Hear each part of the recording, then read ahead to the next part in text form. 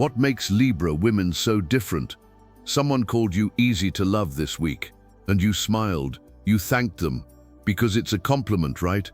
But then alone you felt that thing, that pang, that tightness in your chest that comes when someone sees you but doesn't truly see you, because easy to love sounds like you're no trouble, like you don't demand anything, like you fit perfectly into the space I need without challenging me, without bothering me, without making me grow.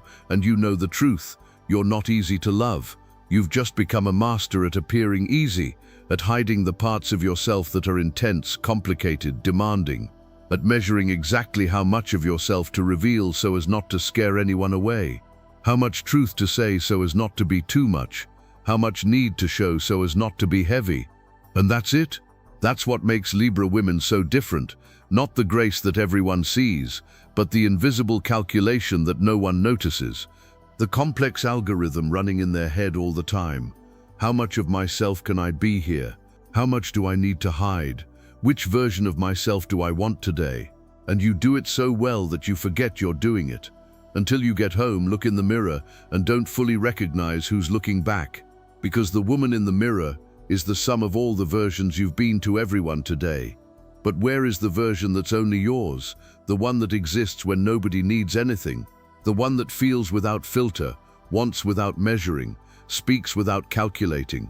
She is there, buried, silenced, but vibrating, always vibrating. And let me tell you what really goes on inside you that nobody sees. Because that's the difference that matters, not the polished surface, but the controlled storm underneath. You feel everything, not a little, not moderately. You feel with an intensity that would frighten most people. When you love with a force that could move mountains.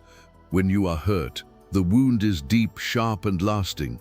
When you feel injustice, it's a fire in your chest that burns until balance is restored.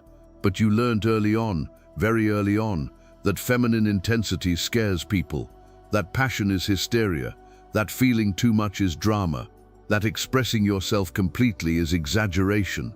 So you created a system, a sophisticated system of emotional translation, where you feel 100 but show 30.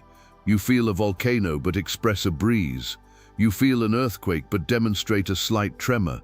And you've become so good at it that people think you're naturally calm, balanced, moderate. They don't know that calmness is the result of Herculean effort. That balance is consistent performance. That moderation is you holding back what wants to explode, and it comes at a cost you pay alone, on nights when you cry silently, in moments when you feel so invisible that you question whether you truly exist, in relationships where you are loved for the edited version but never known for your complete self.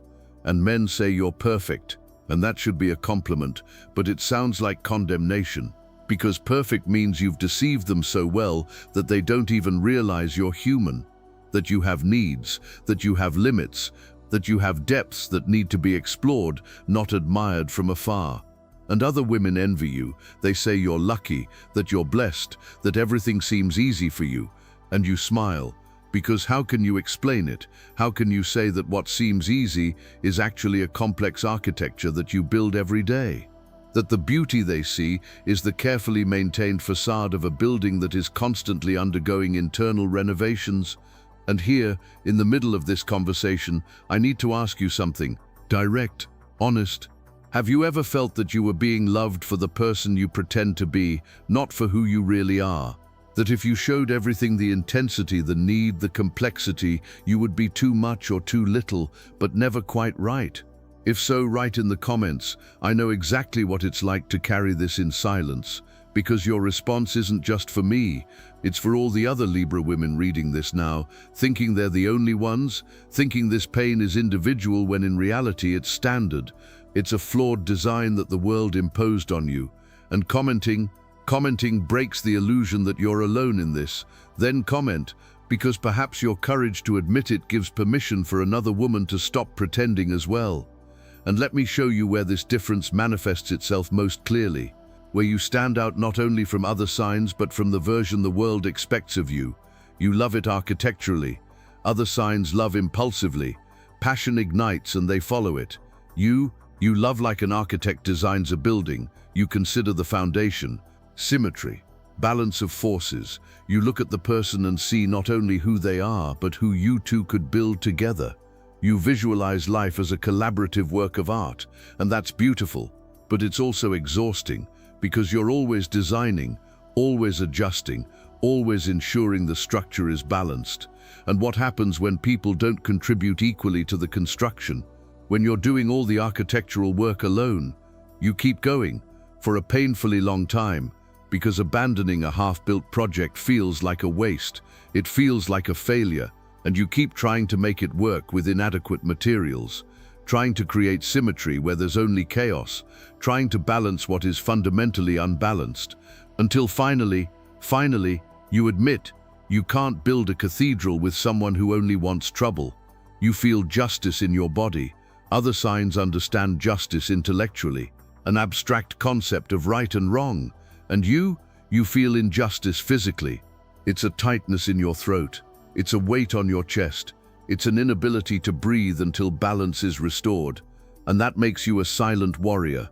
You see someone being mistreated, no matter who, no matter where, and something inside you ignites.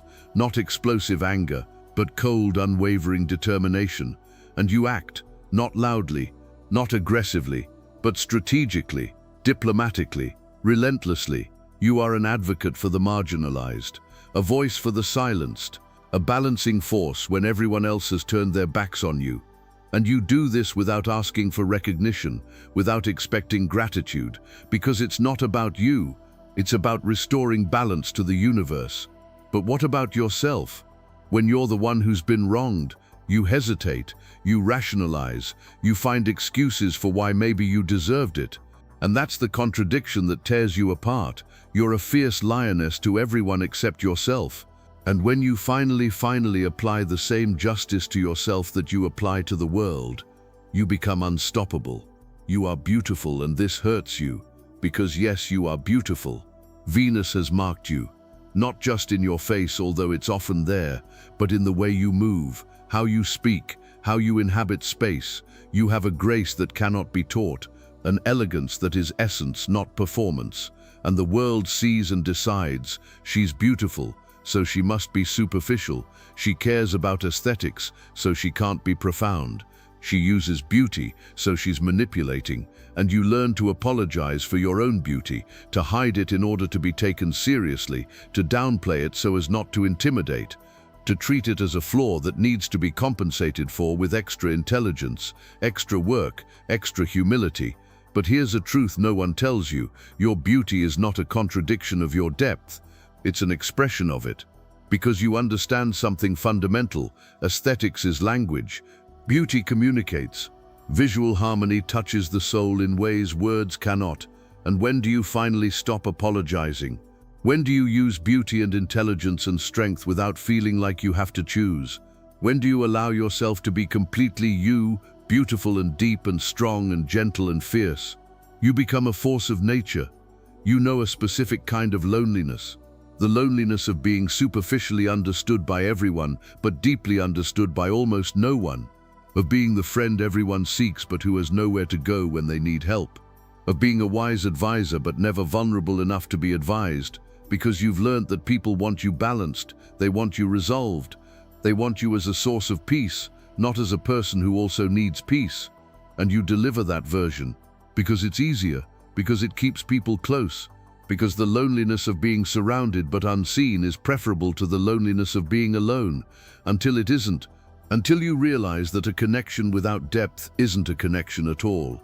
It's coexistence. It's a transaction. It's you giving and giving and giving from a well that no one ever fills back. And when you finally allow yourself to be seen, unedited, unmeasured, uncalculated, many people will leave. They will leave because they want the easy version. They want the one that doesn't need it. They want the one that's always okay. But what about the ones that stay? The ones that stay when you're broken, when you're confused, when you're being intensely human. Those are real people and real connections, and it's worth losing hundreds of superficial ones for one deep connection. And there's a time A specific moment in the life of every Libra woman, the moment when the mask breaks, when you can no longer hold back, when the intensity you've always hidden finally explodes, and you terrify yourself, because you've always had so much control, you've always been so composed. And now you're feeling everything unfiltered, expressing everything without calculation, being everything without measure, and you think it's a breakdown, you think it's the end, you think you're losing who you are. But it's not. It's birth. It's you finally stopping translating for someone else's consumption. It's you speaking the original language. It's you being whole. And yes, it scares people. A partner who thought you were easy discovers you're complex. Friends who thought you were always available discover you have limits. Family who thought you were always patient discover you have a breaking point. And some will say you've changed, that you're not yourself anymore. And technically they're wrong. You haven't changed. You've stopped modifying yourself to fit in. You haven't stopped being yourself. You've started to be yourself. And here is the final revelation, a truth that no one told you, but that you always knew somewhere deep down. Being difficult to love would make it easier. If you were obviously complicated, people would come prepared. They would come knowing they would need to work. They would come with realistic expectations. But you seem so easy that people come expecting it to stay easy, expecting that initial ease is who you really are. And when they discover depths, needs, complexities, they feel betrayed, as if you deliberately hid it, when in reality you were protecting them from an intensity you were taught was too much, protecting yourself from rejection you feared would come. But protection has become a prison. And you can't live your whole life as an edited version of yourself just to make others comfortable. So you stop making it easy, you stop diminishing yourself, you stop measuring how much of yourself is acceptable in each context, and you simply are. So what happens then? Some people leave, and it hurts, but it also sets you free, because finally you know they loved a version of themselves, not you, and versions are disposable. You are not. Some people stay but complain. They say you were better before, easier, less complicated.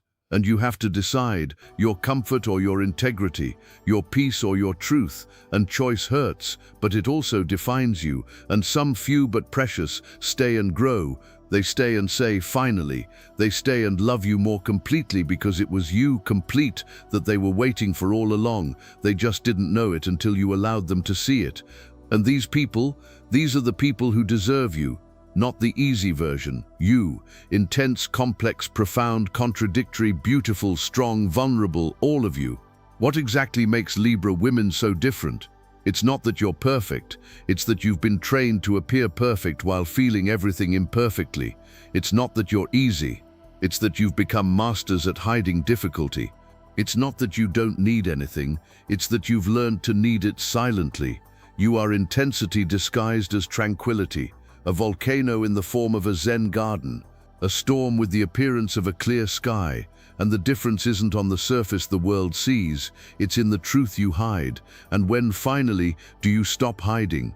When do you allow intensity, necessity, and complication to be seen, not as flaws but as design, as exactly who you've always been? You don't lose beauty, you gain authenticity. You don't lose grace, you gain substance. You don't lose the ability to create harmony. You simply stop creating harmony by sacrificing yourself. And this version of you, complete, unedited, unmeasured, is the version that will change not only your life, but the lives of everyone who has the privilege of truly knowing you. Why does a Libra woman stop hiding, allow herself to be seen completely? Love without calculating, feel without translating, exist without apologizing. She is not easy to love, she is impossible to forget.